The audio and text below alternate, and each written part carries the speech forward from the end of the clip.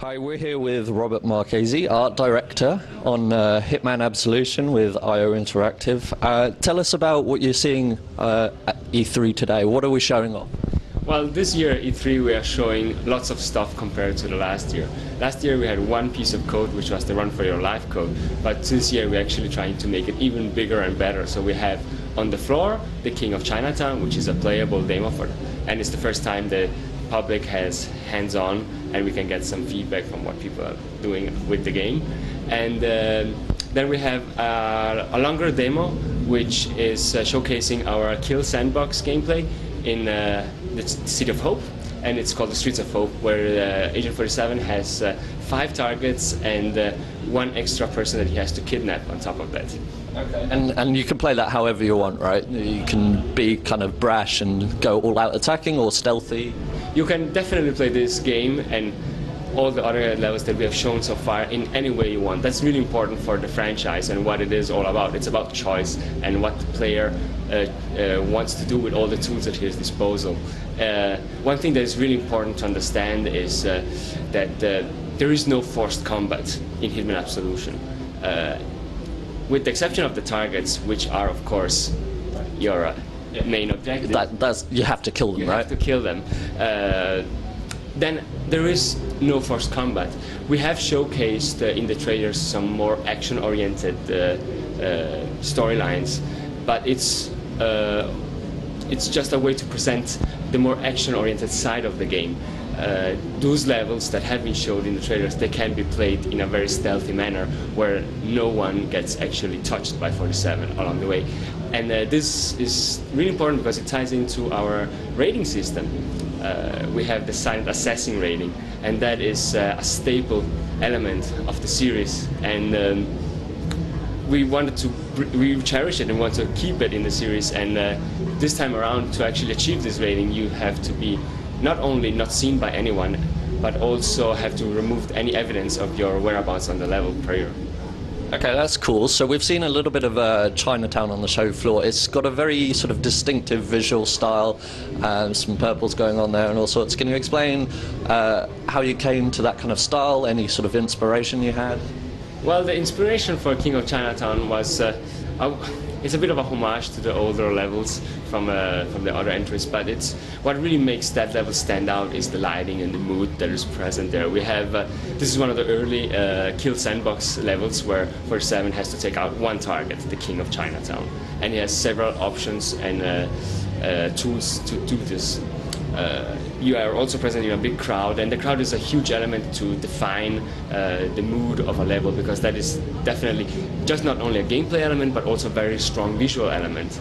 And then we have the lighting. This level takes place early in the morning, so the sun is just about rising, and this dawn effect has can let us with the new engine, the Glacier 2 engine, gives us the possibility to throw some really beautiful red warm light on this bluish neighborhood that is waking up. Yeah. You talked a little bit about Glacier 2 there. Obviously that's the big new engine that Absolution's running on. We've seen a little bit of it with Sniper Challenge as well. What sort of tools does that give you then as an art director? Why is this the engine to have?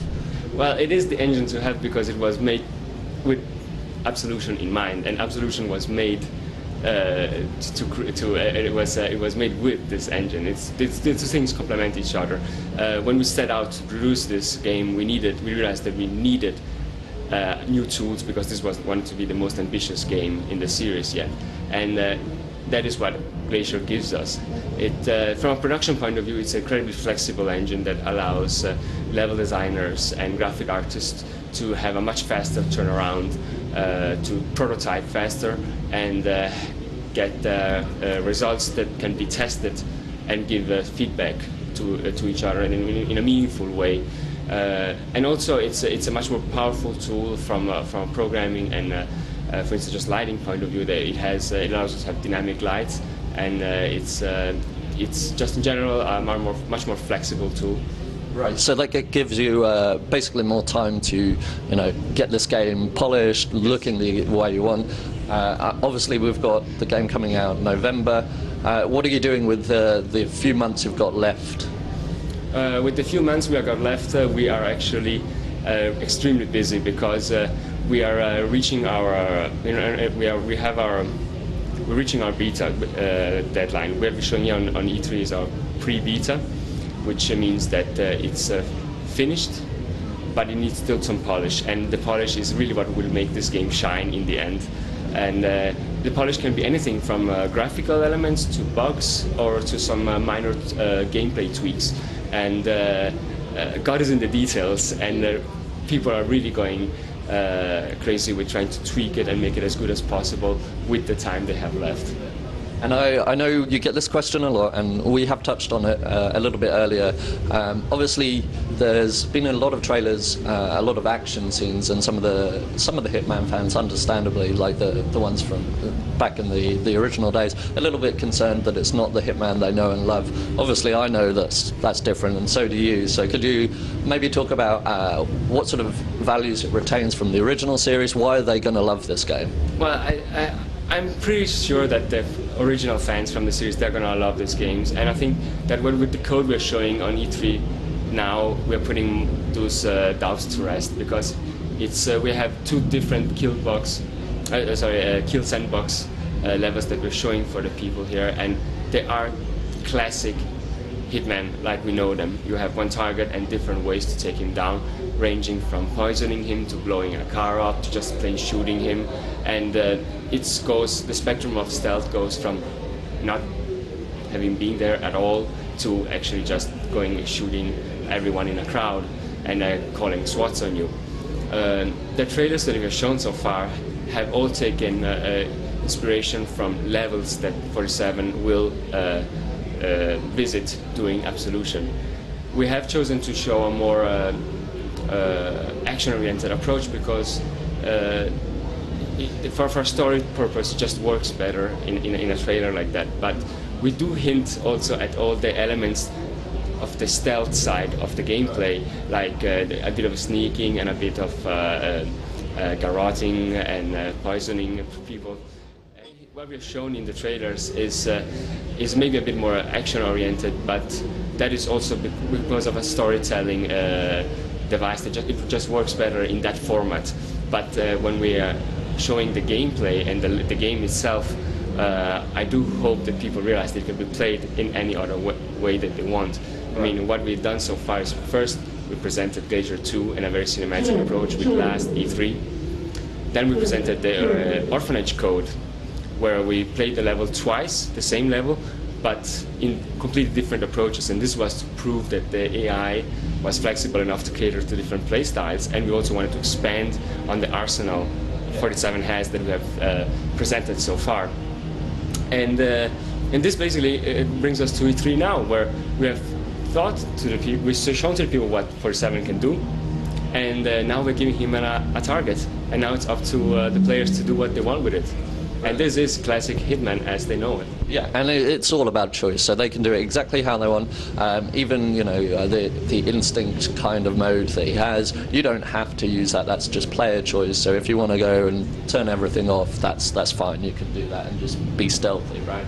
Yeah, we have the option, and it ties into the difficulty levels that will be unlocked later. When difficulty is very scalable in this game, and it can affect on some of the minor settings just how alert the guards are and how many patrols are present on a level. But later on, in the more hard difficult settings, you can actually start turning off some of the elements that actually are an aid for the player doing the normal levels. Yeah, and this is, you know, definitely a game for the fans. So their feedback, I presume it's being used a lot in development, in the whole process of deciding what exactly you want to do. I mean, we take feedback from all fronts very seriously, and we are playtesting the game all the time, and we really wanted to make the game play better.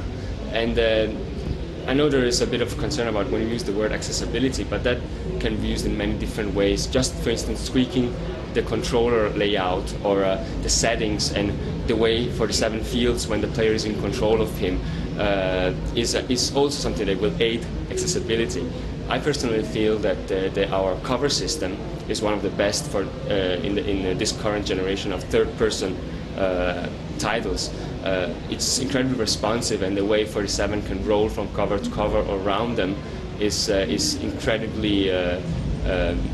It gives you a very clear feedback on what you're doing, and you don't feel like the game isn't controlling your character, but it's you that's controlling him, and that is also part of accessibility.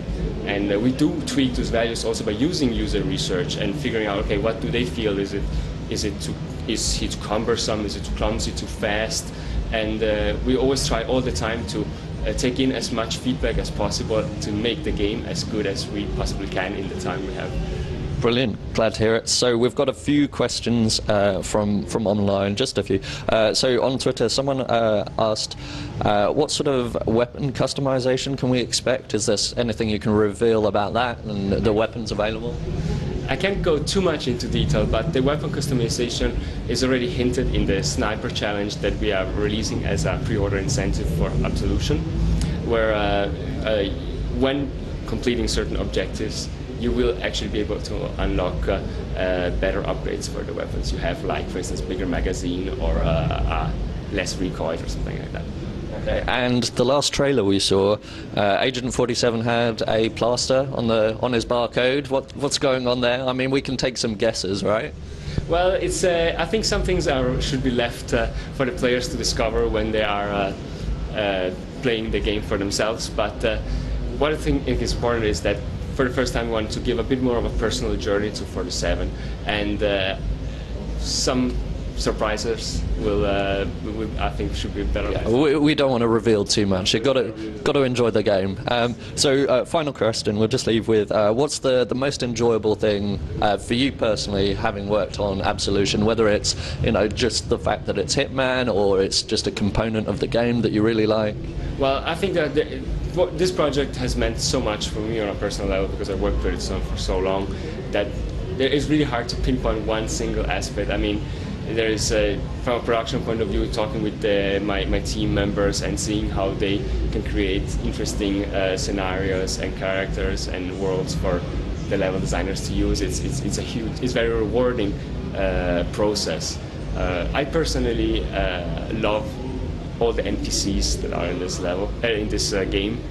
There's something about them that makes the world of Hitman Absolution feel like a real, living, breathing world. Yeah. And I really spend a lot of time trying to tweak them as much as possible so that they, even though they're just window dressing to a certain degree, are just lovable, and the player would also have a really hard time shooting them if he is so inclined. Yeah. If you feel that way. Roberto, thank you very much for this. You've been a great help. Hope you enjoy E3. Thank you very much.